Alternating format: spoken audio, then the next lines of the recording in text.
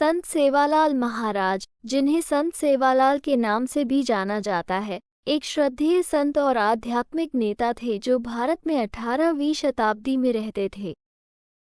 उन्हें बंजारा समुदाय के बीच अत्यधिक माना जाता है, जो एक अर्ध घुमंतू जनजाति है जो ऐतिहासिक रूप से भारत के विभिन्न हिस्सों में माल के व्यापार और परिवहन में शामिल रही है। संत सेवालाल महाराज का जन्म 1700 के दशक के अंत में कर्नाटक, भारत में एक बंजारा परिवार में हुआ था। वो अपने ज्ञान, करुणा और आध्यात्मिक ज्ञान के लिए जाने जाते थे और उन्होंने मानवता की सेवा और सामाजिक न्याय को बढ़ावा देने के लिए अपना जीवन समर्पित कर दिया।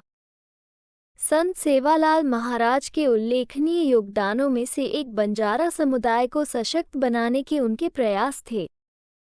उस समय बंजारा लोगों के साथ अक्सर भेदभाव किया जाता था और सामाजिक और आर्थिक बहिष्कार का सामना करना पड़ता था।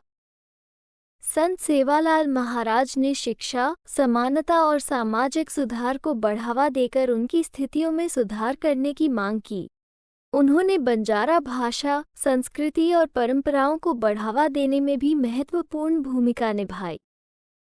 उन्होंने शिक्षा और साहित्य में बंजारा भाषा के उपयोग को प्रोत्साहित किया और उन्होंने भाषा के लिए एक लिखित लिपि विकसित करने में मदद की।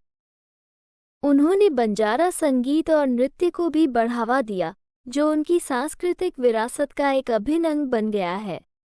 संत सेवालाल महाराज अपनी आध्यात्मिक शिक्षाओं और प्रेम, करुणा और सेवा के सार्वभौमिक मूल्यों के प्रति अपनी प्रतिबद्धता के लिए भी जाने जाते थे। उन्होंने आंतरिक आध्यात्मिक परिवर्तन के महत्व और अहंकार और स्वार्थ को दूर करने की आवश्यकता पर जोर दिया।